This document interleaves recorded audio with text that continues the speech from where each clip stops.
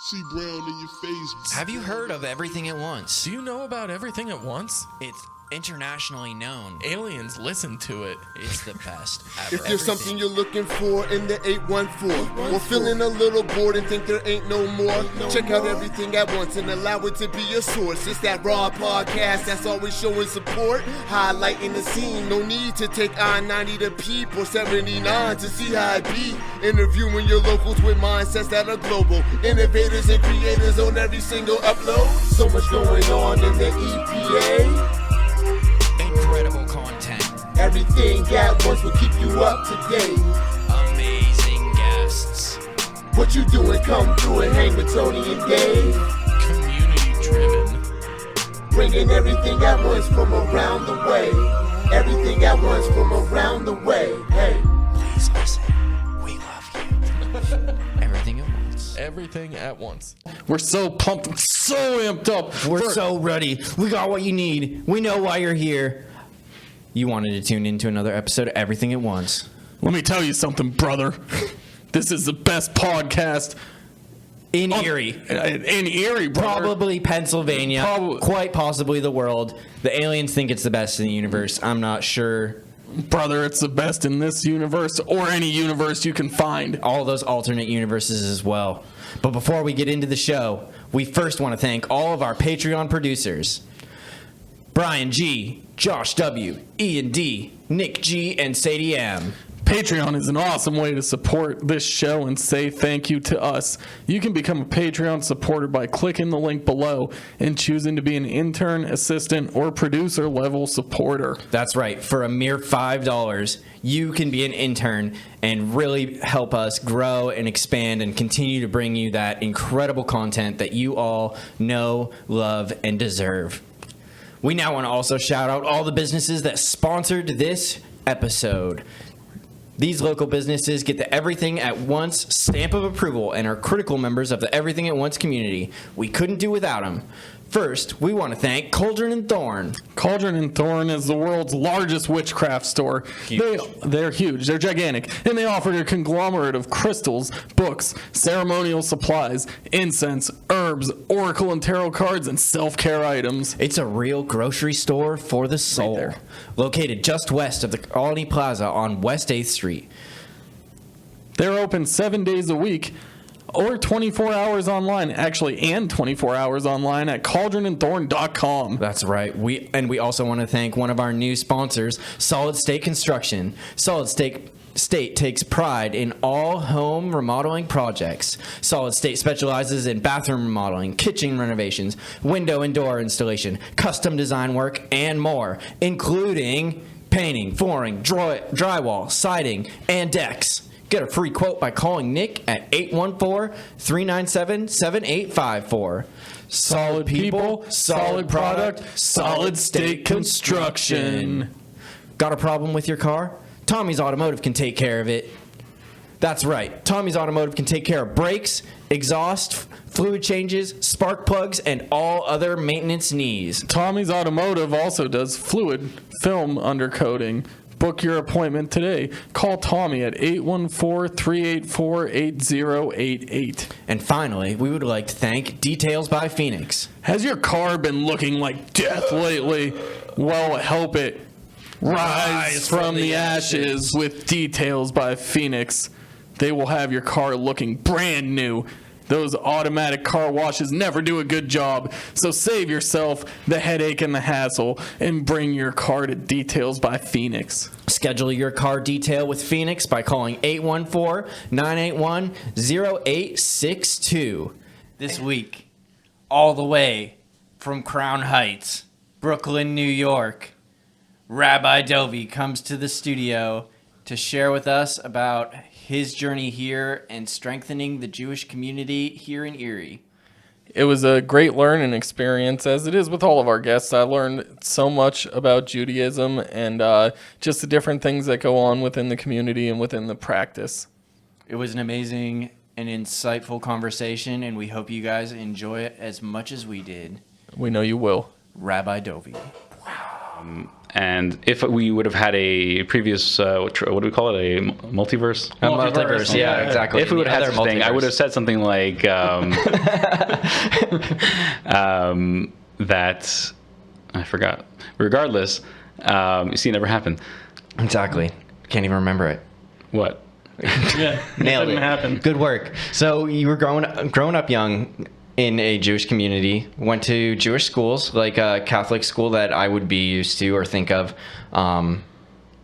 going to as far as religious schools go, and you're really immersed in this culture early on. Yeah. So like we didn't just have a Sunday school; we had it every day of the week. You know, this is Saturdays too? not Saturday actually. This is the day of Shabbat, Sabbath. So we spent time, with the family and going to synagogue. But every other day of the week, we had Jewish school, learning Jewish studies and growing and learning about our heritage. Do you think that was different at all from like a normal school, as far other than like learning about the Jewish heritage? So you still had like math and science and social Yeah, we studies, had all that, and yeah. all the normal things that you would expect a school to have. But religion was clearly a big part of It those was a big studies. part of, a big focus. Cool. So were the classes taught by rabbis? Rabbi means teacher, right? Rabbi means teacher, yeah. So it was taught by rabbis. Yeah. And that sounds really interesting. So what did you like take away from that experience, especially early on? I feel like a lot of people, especially people that are like raised in a religion, at least my experience, like a lot of my friends who went to Catholic schools, or my parents who went to Catholic schools, very much got turned away from the Catholic religion. And you seem to have experienced the opposite. Well, everybody has the ability to make the choices they want to make.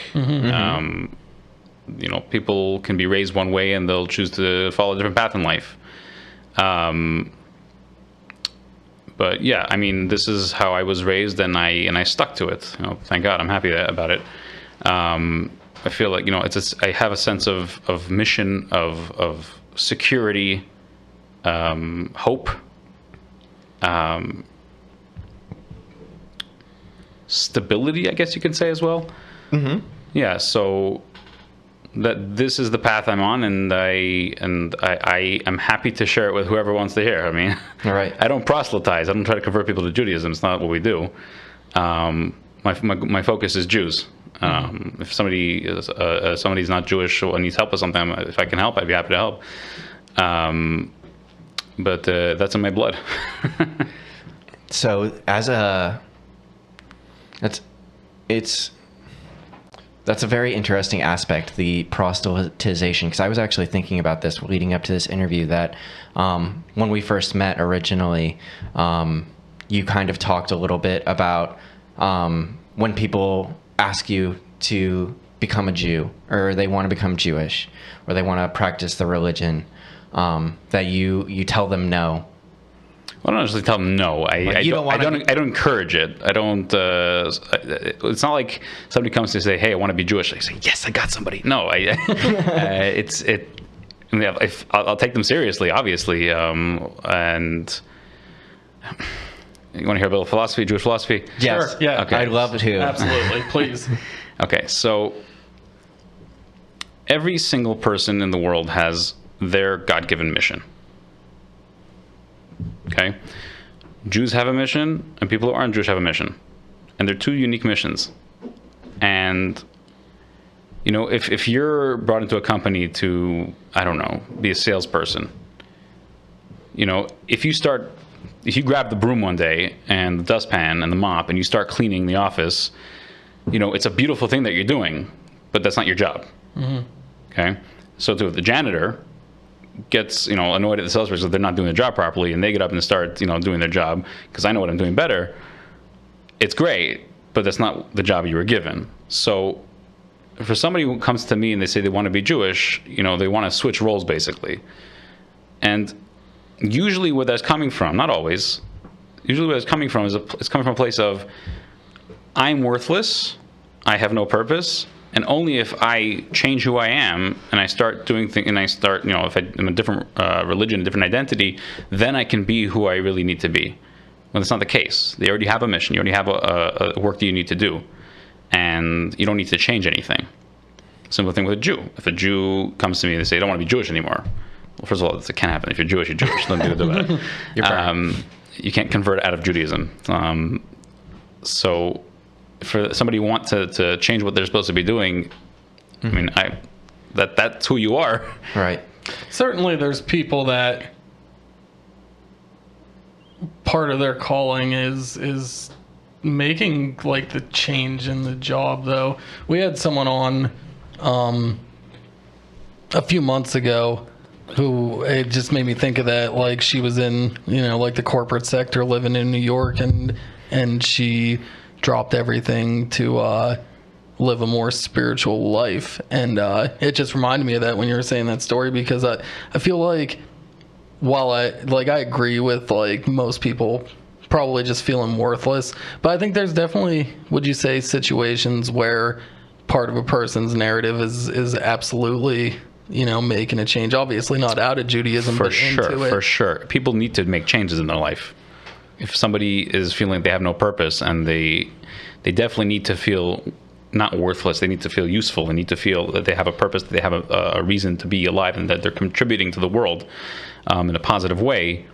And if somebody's not feeling that, they definitely need to, get in the game, get involved. Right. That doesn't mean they need to be Jewish. They need to be who they are. They need to be the best Gentile that they can be. Just like I need to be the best Jew that I can be. So I try. But definitely there's always room for improvement, and we should always try to strive to grow. I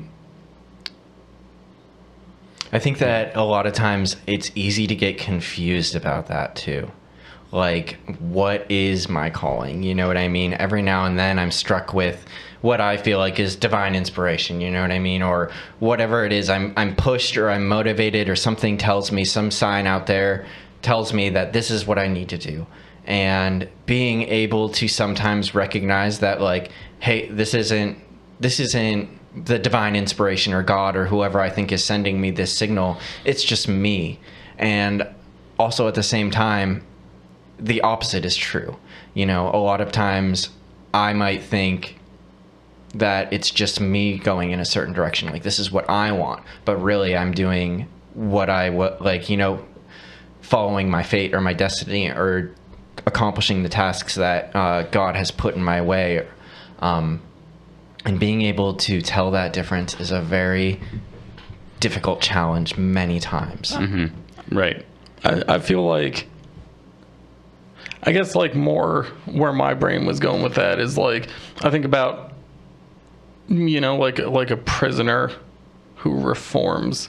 It's like picking up the Bible, or like the Quran, or whatever like sacred text it is, and it's like, when you read the words on that page, it like hits you with like all like the intensity of purpose that you feel like you've ever been missing in your life.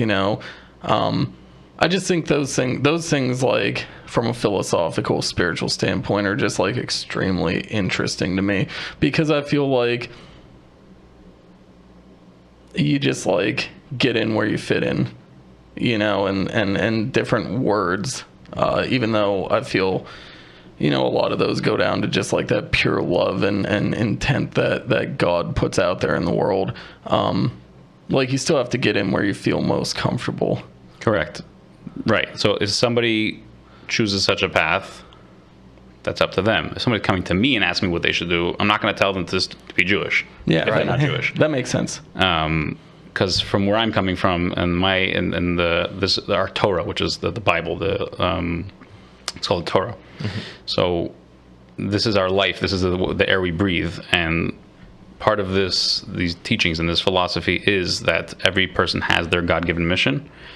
And like I said, if you're coming to me, I can point you in the right direction, but I'm not gonna start saying, you need to convert. You need to convert. No, mm-hmm. we don't do that. That has to be an internal, personal decision. Right, and conversion is a real thing in Judaism. Mm-hmm. It's not a fun process necessarily, but if somebody truly wants to be Jewish and they feel that this is what they need in their life, and it's definitely an option.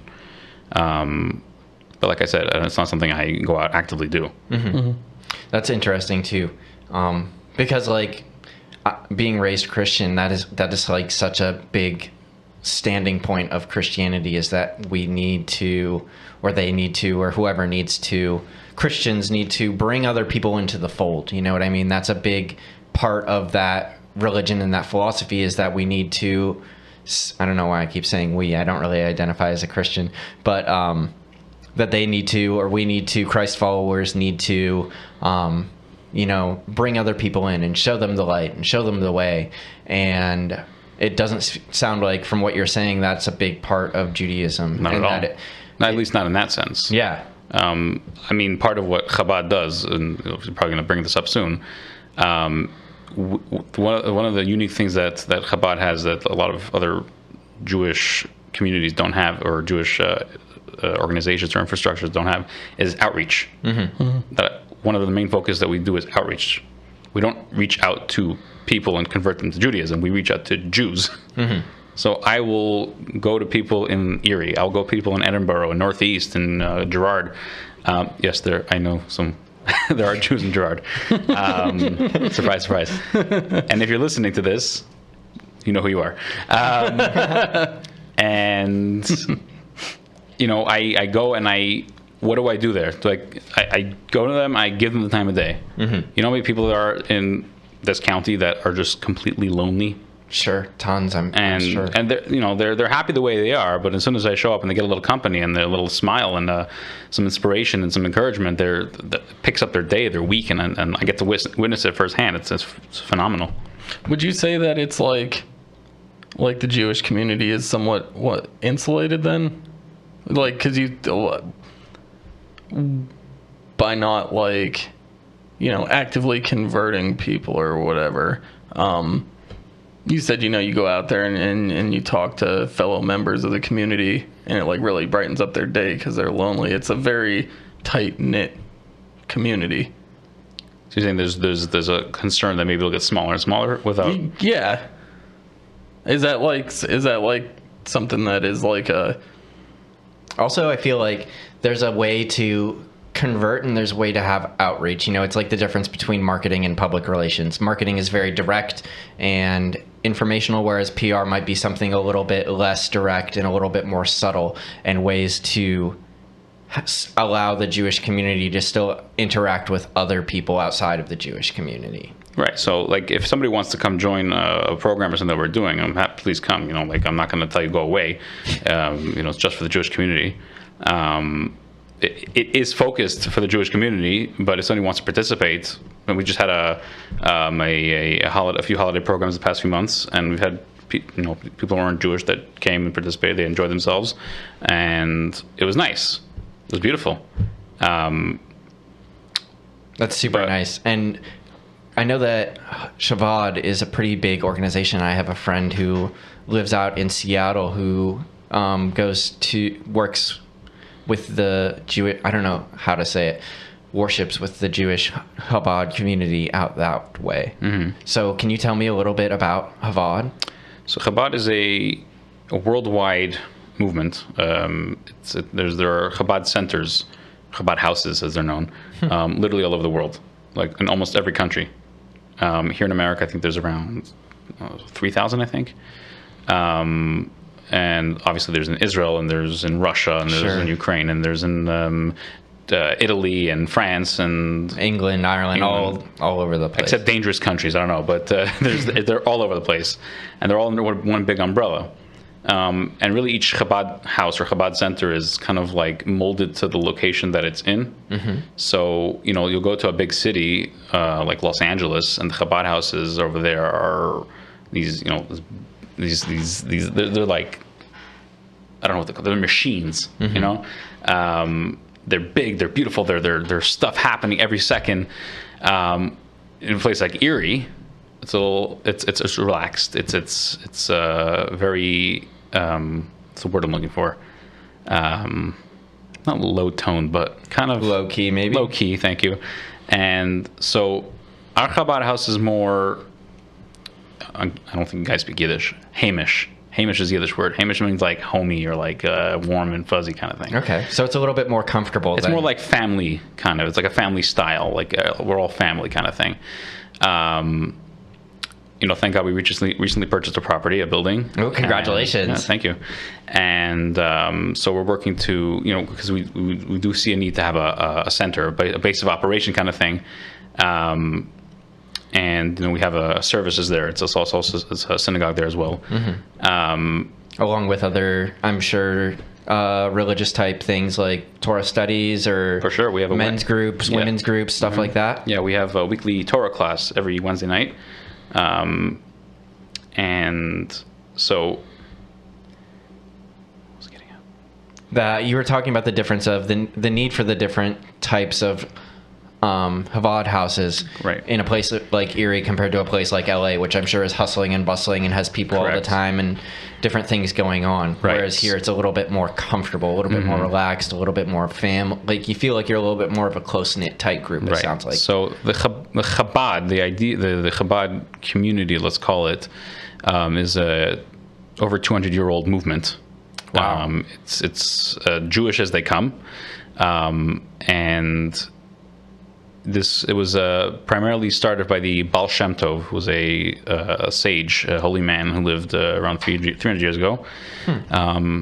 And he founded the Hasidic movement. You've seen like the people with the black hats. Familiar. Kind of look like me, but like varying different shape sizes. My buddy told me what the curls were called. Payos. So this style of living as a Jew was introduced by the Baal Shem Tov. His successor's successor, the Alter Rebbe, Rabbi Shneur Zalman of Liadi, he introduced the Chabad philosophy, which started the Chabad movement. What's the Chabad philosophy? Chabad philosophy. You want? How long is this podcast? We have about an hour, so okay. If you had a few hours, we can do the whole thing.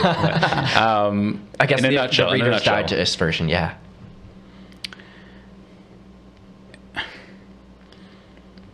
So just back up a bit. So you have to understand a little bit of the Jewish way of life, the Jewish history of past millennia.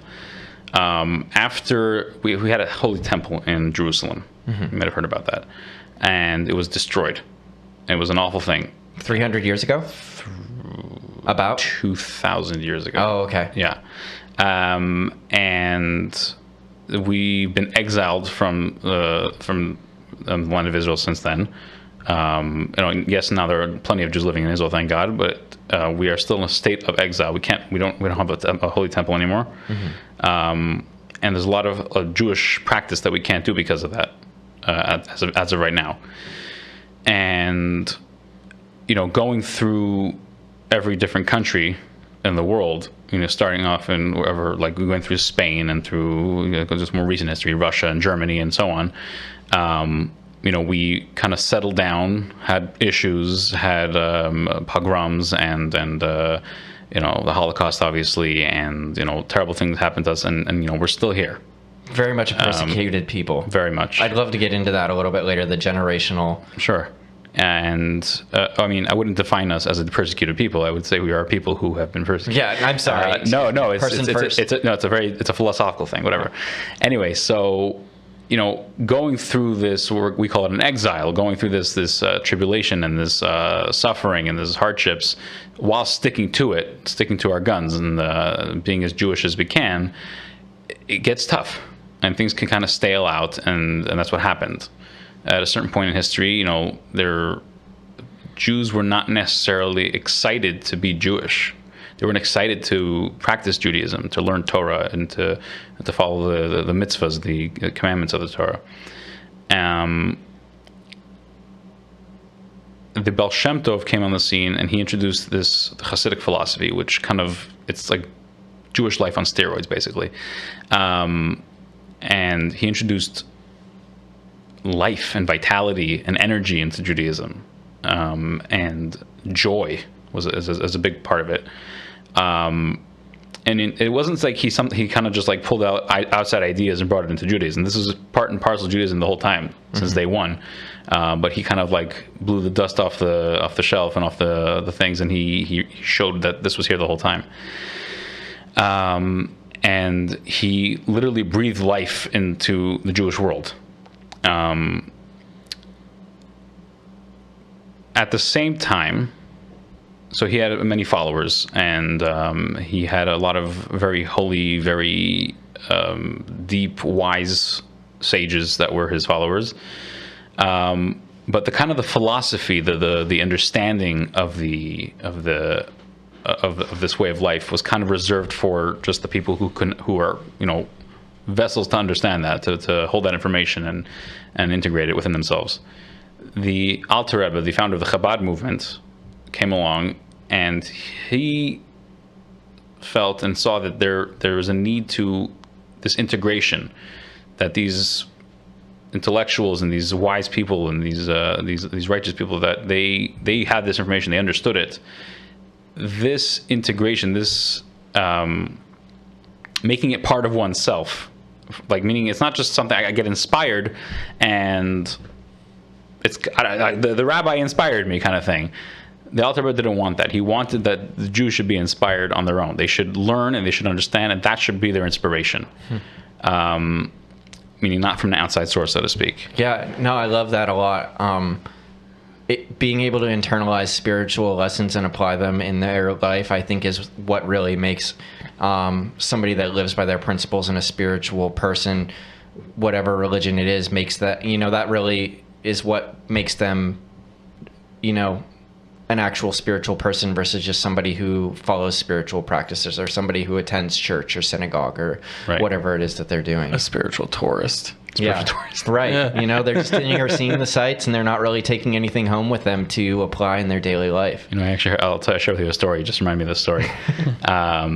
The Lubavitcher Rebbe, the leader of the Chabad movement, he one time had a private audience with a young boy. A young Jewish boy. I think had just turned bar mitzvah, which is 13 years old, and the Rebbe started talking to him about, guess, bar mitzvah. What else? The Torah. Yeah. What else? Any other guess? All good guesses. I'm out of guesses. I'm fresh. I'm drawing a blank. Baseball. Okay, there you go. Yeah. Should have saw that one coming. That was my next From guess. left field.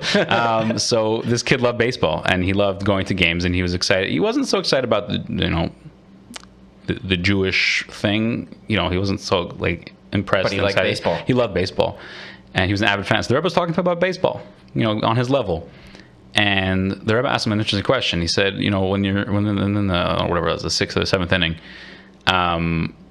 and your team that you're rooting for, they're losing, what happens? So the kid said, well, a lot of people get up and leave. Yeah. So the fans all leave? Yeah, basically. So the Rebbe asked him, oh, that's fascinating. And obviously the players also leave, right? He said, oh, no, they don't leave. The Rebbe said, why not? He's like, because they need to play the game. So the Rebbe said, exactly. So you as a Jew, you're bar mitzvah now, this is part of your life. You need to take this seriously. Don't be a fan, be a player. And I think there's a lot to that too, because if you're a team that's losing, I feel like it's easy to give up, at least in my experience playing sports. But anytime for a sports fan or somebody that's watching, the most exciting part is that comeback. And,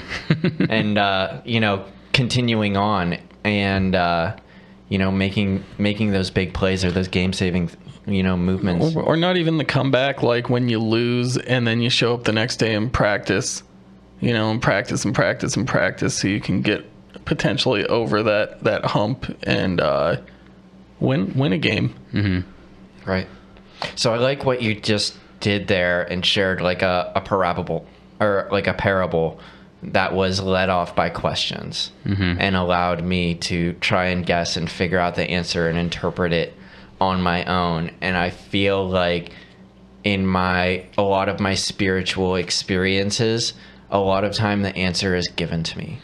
And I personally appreciate it a lot more when I find a rabbi or somebody to teach me in a way that allows me to think creatively and actively engage in the problem to find the best solution with a little bit of your guidance, or a rabbi's guidance or a teacher's guidance or whoever's guidance. I know in a lot of communities, like questions, when it comes to religion, questions are a no-no. You don't ask questions. You don't ask that question. You can't ask that Exactly. You know the truth. You got to follow the rules. I welcome questions. I'm excited about questions. People come to me like, can I ask a question? I say, sure, ask me anything you want. If I have an answer, I'm happy to give it to you. In fact, the Talmud, which is one of the most important books in Jewish life, it's a compendium, it's the basis of Jewish law, Jewish practice. The Talmud starts with a question. It literally starts with the whole thing is questions. It's full of questions and answers, discussions back and forth. So Judaism and questions go hand in hand. How else are you supposed to understand things and get answers? Right. And I feel like I've seen that portrayed in Jewish culture in movies and TV shows. But it's really cool to be able to because every time, even the first time I met you, there were a lot of questions, and you gave us a similar type situation where you tell us a little bit of a story, and you started off with a question, or you'd ask us different things that I would have to try to riddle out and solve for myself, and then was able to be guided in a positive direction. I just really feel like that's such a better way for people to learn and to embrace a different teaching or a different way of thinking, is to actually go through that experience rather than just be told. Because so many people, at least, I can't speak for everybody, but in my experience, I've always been told what to do. I was told what to do by school, told what to do by religion, told what to do by the police, or whoever it was that was telling me what to do at the given time. And being able to think creatively and find your own solutions without being told to do, I think, is an incredibly valuable skill that a lot of people, at least in culture and in society today, struggle with.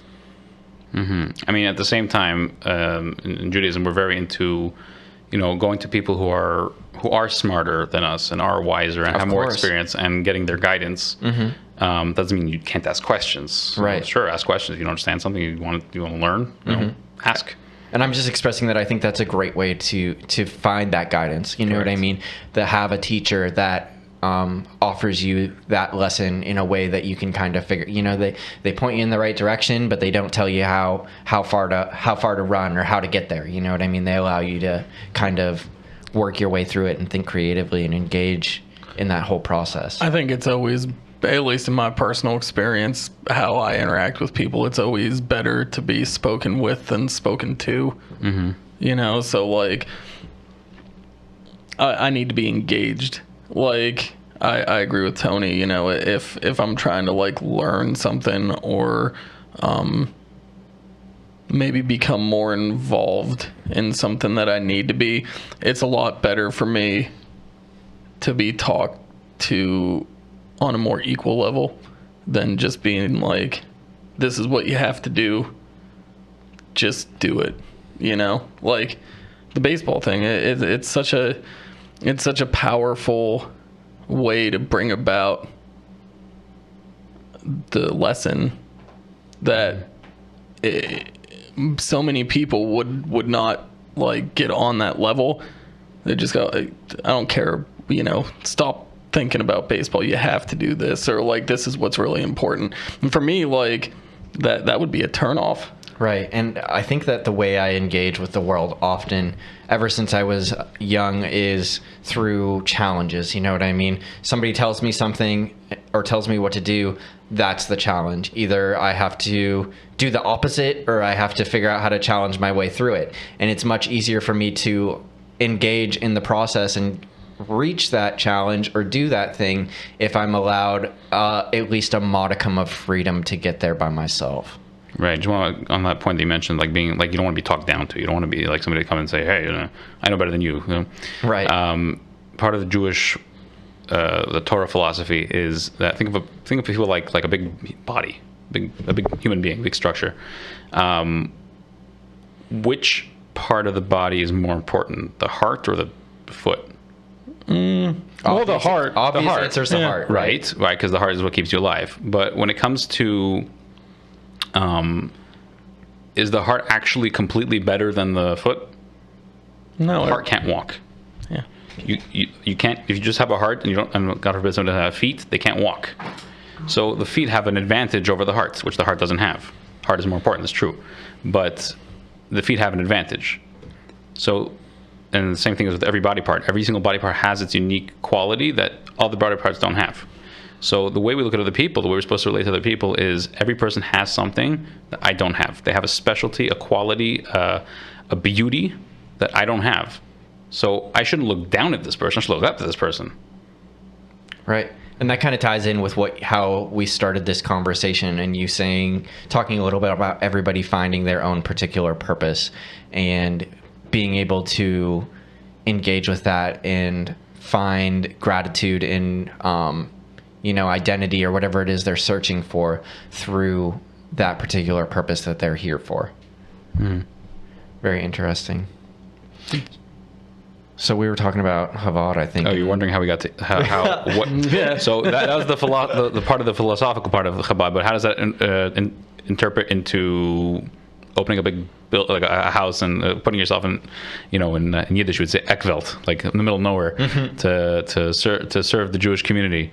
So part of the Hasidic philosophy, the Chabad philosophy, is that every Jew is precious, absolutely 100%, 1,000,000% precious, and with that understanding, and you internalize that to the best of your ability, how precious everybody is, when you see there's Jews in a community, wherever they might be, that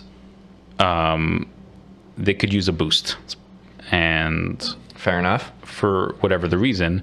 So if I can pick them up, then I should go there and pick them up. That's not easy to do. My move to Erie wasn't flowers and roses, and there are difficulties, but we have a sense of mission, and we see it as a privilege to be here and to pick people up and give them the time of the day and help them do a mitzvah. Like I said earlier, a mitzvah is one of the commandments of the Torah. Whether it's a woman lighting Shabbat candles, the Sabbath candles, or a man putting on tefillin, which you witnessed, and whatever it might be, if I can, inspire somebody, then I would love to. Mm-hmm. So it sounds like the goal of the Shabbat, at least from what I'm understanding, is to kind of bring back, at least if we're going all the way back to the beginning when you started this, was to kind of reinvigorate the sense of purpose behind these mitzvahs and to show people the value in doing things the Jewish way, and that they can find a sense of enrichment and fulfillment through these practices that maybe they had lost touch with. Absolutely. Very well said. Thank you. I will plug in over here that, like I said, Jews have a mission and Gentiles have a mission. Two different missions. Jews have their mitzvahs and Gentiles have their mitzvahs, what's known as the 7 Noahide laws. The laws given to Noah, Noah, the ark. Mm-hmm. Very basic precepts, and this should be every person in the world, their guiding light. This is their sense of mission. In fact, if anybody's interested or is listening, there's a book, it's called The Divine Code, which is with this, this is the topic of the book, explaining all the different aspects of the 7 Noahide laws. Pick it up on Amazon. Right. And I think it's also interesting, the like going back through like history and stuff like that people, I feel like this is just my own thing. I think there's very much like a genetic memory in all of us, and a certain culture, a certain ideas, philosophies that are kind of passed down through generations, through your heritage. And I think that being able to identify with and practice those different things from our heritage gives them a little bit more strength and purpose. One of my other teachers talked with me. He's actually from India, and he practices a lot of Native American practices. And he says, well, I moved from India to America, and now that I am in America, I want to practice the things that are strong here, that have been here for a while, to get in touch with that land, just like how Israel is to the Jews, I would imagine.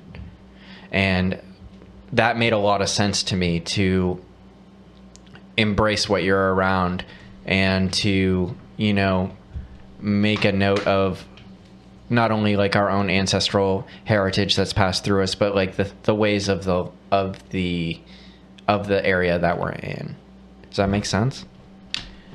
Yeah, I will add, if I can add. No, of course. For Jewish people, heritage is vital. A Jew without a heritage, meaning without knowing about their heritage, without any connection to their heritage, is unfortunate. And that, I think that goes for anybody too. right, everybody needs to have a sense of background. You know, like I didn't just fall from nowhere. Right. And you know, we have been through everywhere in the world, pushed from one country to the next, kicked out of one country, next to migrated to another one. And although we've sometimes adopted different, you know, ways of doing things in a sense, but the Jewish practice has never changed. And that's what kept us going, really. It's not culture, it's not language. Guaranteed, Jews in the desert, back when they're transversing the desert, did not speak English. Guaranteed. Yeah.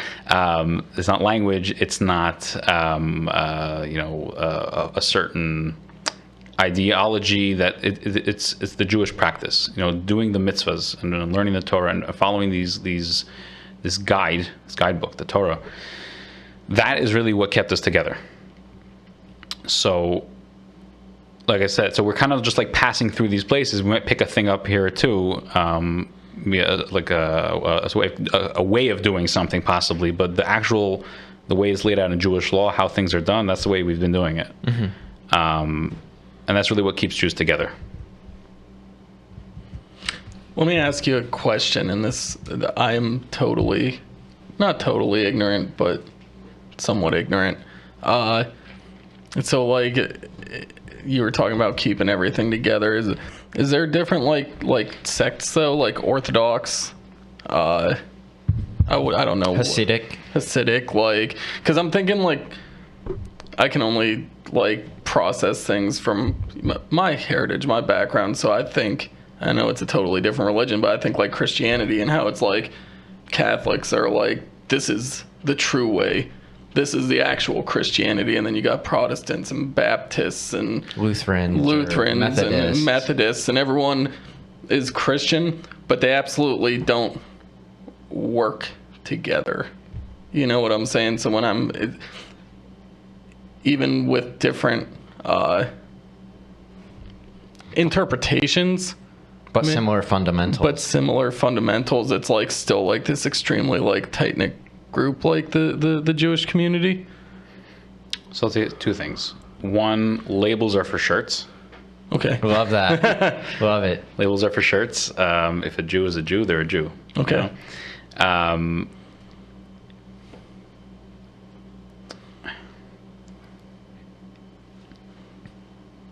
Judaism started at Mount Sinai. We actually just celebrated the holiday of Shavuot, which commemorates that historical event. God gave the Jewish people the Torah, which people call the Bible, whatever. And from then till today, the way we've been doing it, the way things have been interpreted has never changed. It's always been the same. Like, we look at an ancient text, the Talmud is written 2,000 years ago. It's not Chinese, it's Aramaic, it's a different language, but this is studied in yeshivas and Jewish schools around the world, and it's not just, you know, we read the words and just hope we like memorize the word, we understand it, we try to learn it, we try to delve into it and grow in our understanding of it. Because it's not two religions, it's not six religions, it's one thing from then till now. So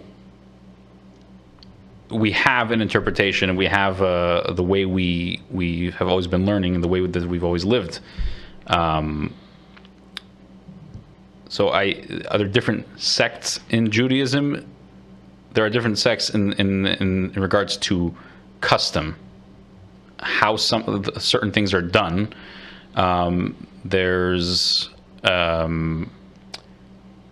different dress modes. So the Hasidic dress, you'll see, like we said, the peyot, the curly things on the side of the head. Or the tassels. Yeah, I have that actually. Oh, okay. Yeah. What are those called? I'm sorry, I don't mean to call them. They're called tzitzit. Tzitzit. Tzitzit. Okay. Tzit. Okay. That doesn't help.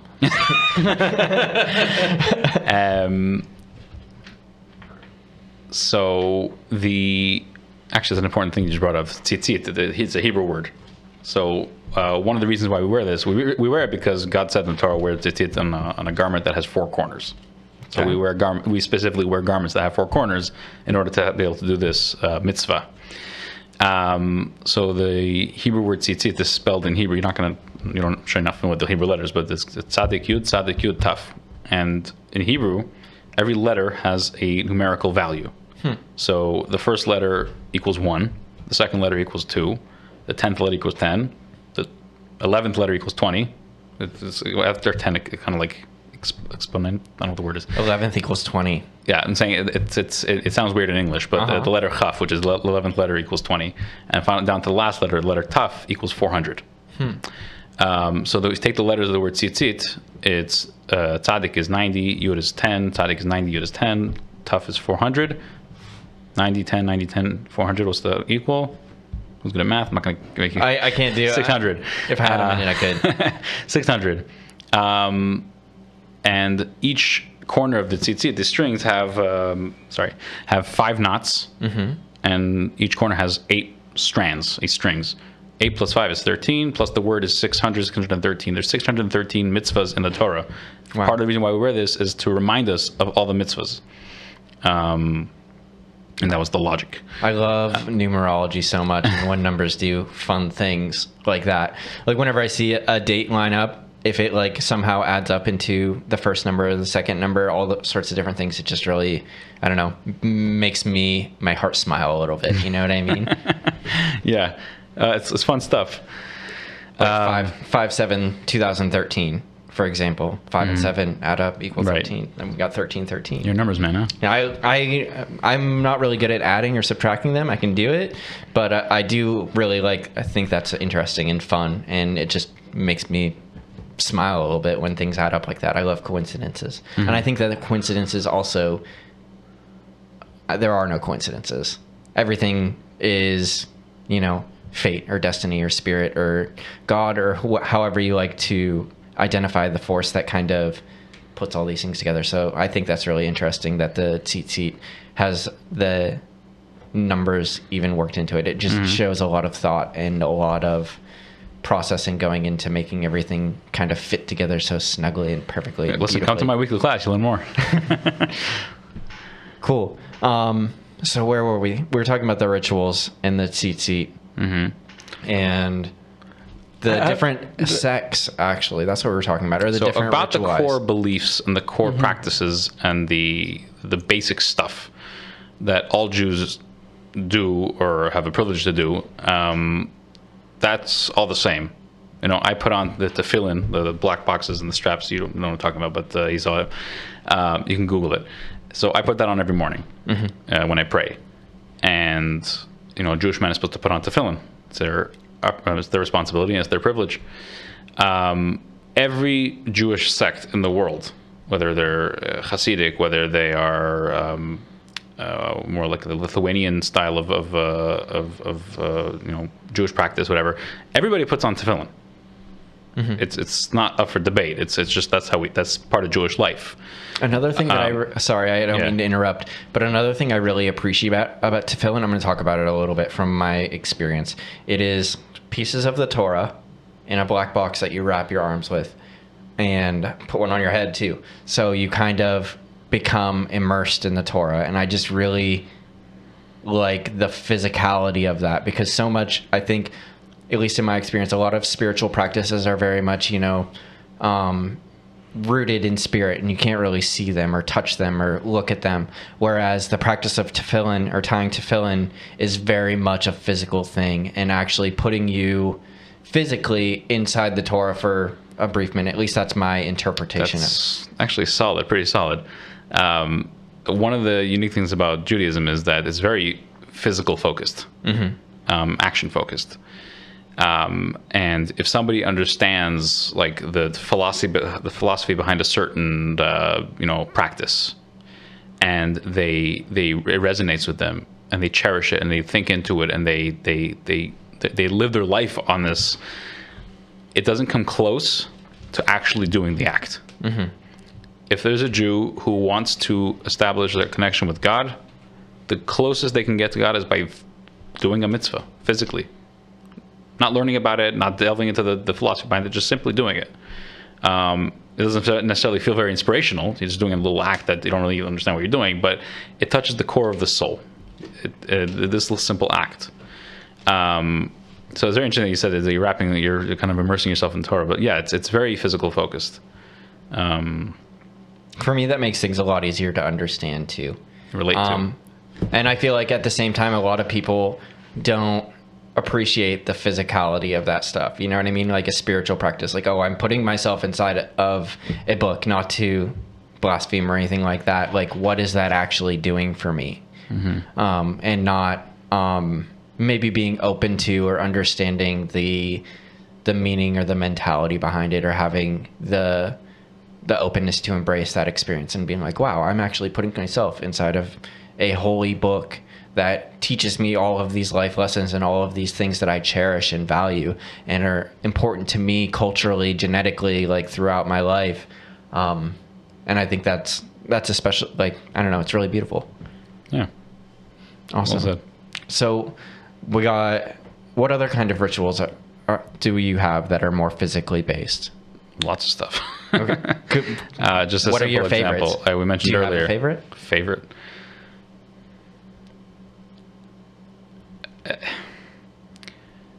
We're not supposed to have favorites. Of course Meaning, these are God's commands, and God's asking us to follow these practices. So to say this is more important or that one is more important is kind of missing the point. Certainly, I understand that. Do I have some that I connect with more? I mean, I haven't really thought about it, but I'm sure I do.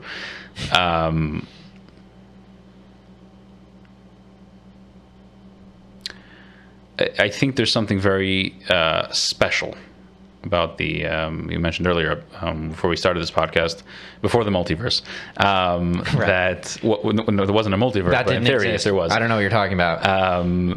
About the Hanukkah candles, or the Hanukkah candles, they're pronounced, which is the holiday of Hanukkah is usually around November, December time. Why does it change, by the way? Because it's based on a Jewish calendar. It's a totally different calendar. Is that a lunar calendar? It's a lunar calendar, yeah. Interesting. Yeah. Love that. So the holiday of Hanukkah is we light 8 candles throughout the holiday. It's an 8-day holiday. We light 1 candle on the first night, 2 candles on the second night, 3 candles, so on and so forth. And just the act itself, there's something there. You're not really sure what it is. You can't put your finger on it.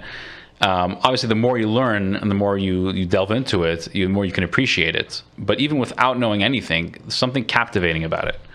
And I think it's very special. So I guess, I don't know if it's something that more connect with more, but it's something that I find very... it has a good place in your heart. Yeah.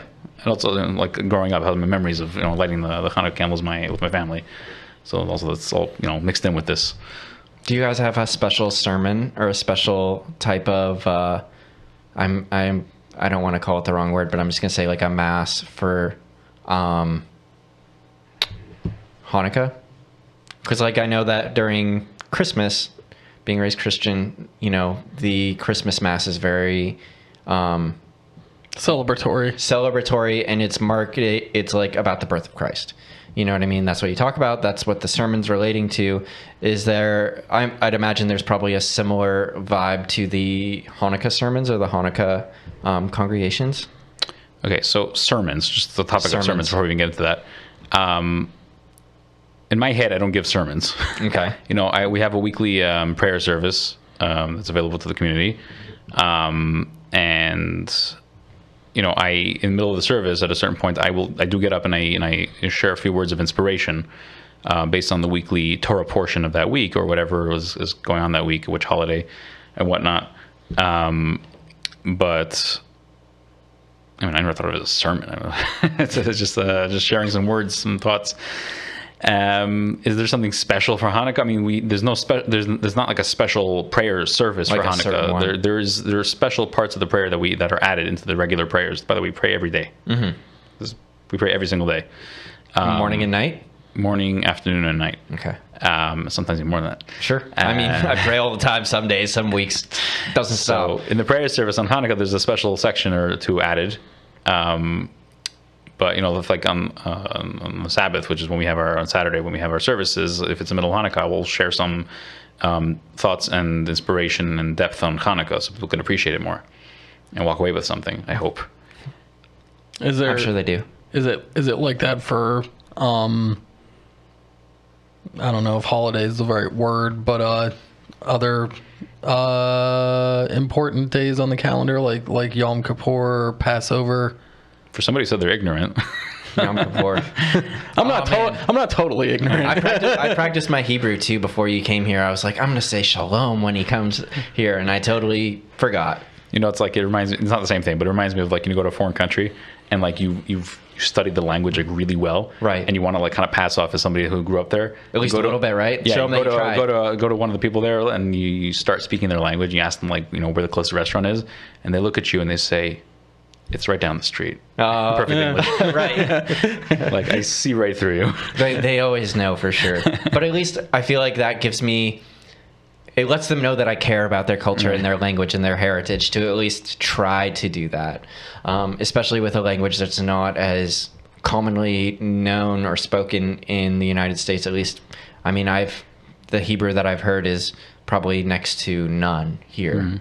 And I think that there's an incredible value in languages, and I know that it's not dying, so to speak, but I think that being able to share, at least know a little bit of lots of different languages is, has its value. Right. There are some Hebrew speakers in Erie. They usually speak English. Yeah, exactly. I mean, I would expect that, but I'm certain there are, and I'm sure there's a lot of people who know a lot more Hebrew than I'd imagine. Yeah. I'd have to throw this in here. When we were talking about like the physical stuff, it was like Christian Jewish like union, but I got to experience some of the Jewish wedding rituals or whatever, ceremonial things. That stuff was fun. That was really, really cool. I enjoyed that very, very much. It was a lot more exciting than what I was used to. I was just thinking of that when you guys were talking about like the physical stuff, like the carrying around the chair with the person, and it was the most fun I've probably ever had at a wedding. It was incredible, and I wish that more people did that. Another thing, kind of a random question, but I thought of it while we were talking about languages, and I think that it is really interesting that, because most of the older texts for the big three, or I think there's some name for them, Abrahamic religions, is Aramaic, from my understanding. That's how they were originally transcribed onto paper and passed down, was Aramaic. And Hebrew, I know, is a much older language than English, which is what we read a lot of literature in today as far as Abrahamic religions go. Do you think, because I love reading the direct Aramaic to English translations from like the Bible or the Torah or the Quran or anything like that. I think they're incredibly beautiful and they're very poetic.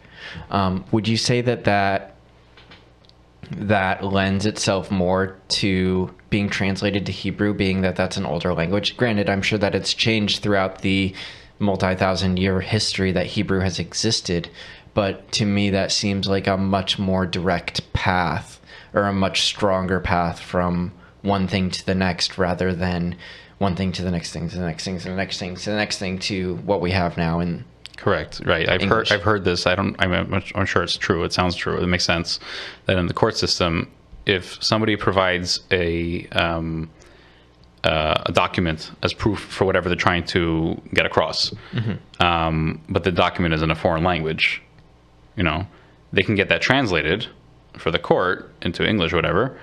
But there's a rule that the translation can't be more valid than the original proof documents, because this is the original. That's a translation. And translation, things do get lost, or mixed confused, up, interpreted. In translation. So the Torah, the Bible is originally, it's a Hebrew book. It's Hebrew, okay, So it was written in Hebrew, not Aramaic. It's not Aramaic. Okay, Not interesting. English, not Chinese, not French. It's straight up Hebrew. Okay. And this is the part of the beauty of the Jewish culture is that when we learn Torah, when we're looking at the Bible, we're not reading it, we're not learning it in English. We're learning it in the original Hebrew. I learn Torah every day. I try, and I'm learning in Hebrew. And I, to the best of my ability, I understand the words, but there's commentaries and things to help understand certain things. But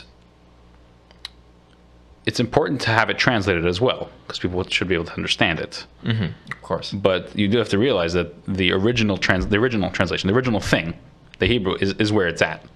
And if you can get into it in the Hebrew, you should. There's just certain things you can't that can't be relayed or conveyed in a different language. So I think of an example. I don't know. There's a fascinating story in the Talmud. There was a certain wicked king who grabbed a number of sages. I think it was 72 sages, Jewish sages, and he locked them up in separate rooms, and he forced them to translate the Torah into, I forgot the language, but he wanted them to translate the Torah into his language. And his culture was very, what's the word? What's the opposite of monotheistic? Polytheistic. Thank you, polytheistic. Yeah. So, every word, if there was something that was off that he could misinterpret, it would be bad. So just the first few words of the Torah, the very first words, it says in the Hebrew, Bereshit bara Elokim es hashamayim v'sa'aretz, which means that in the beginning God created the heavens and the earth. That's how it starts. Now, if you were to translate that literally word by word into English, it would have a very different translation. It would be something like, in the beginning, or this entity called in the beginning created God, which is blasphemy to the greatest extreme, which is also doesn't make any sense. But he would use that as an excuse to misinterpret. He wanted an accurate translation. So that's just an example of that you can't translate a word for. You can't translate it literally. There's a certain style to Hebrew. Every language has its style, but there's a certain what's the word I'm looking for? Context. I understand the idea of what you're saying. In my experience, like my girlfriend right now, Celinda, she is learning Korean. Okay. And a lot of times I'll ask her and this applies with a lot of other languages, grammatically, things are very, very different, so what makes sense to the Korean people and their grammatically is very different from what it would be the literal translation in English, Right. As far as tenses go and how the different words interact with each other, it is something entirely different that means the same thing in Korean, but when said directly in English, it has an entirely different meaning. I think that's what you're trying to convey. Right. Or also, I speak Yiddish as well. Mm-hmm. So there's a phrase in Yiddish, hakachainik. Hakachainik literally means you're hitting a tea kettle. But it means you're saying silly things. You're wasting time. Yeah, it's colloquialisms. Right. That's when people are learning English, and you have certain things even something like "What's up." Mm-hmm. To us, that's just cool. Hey, hey, how, things are going good. But if you don't know the language, you're like, where? What do you mean? Right. And same with hello in a lot of languages too.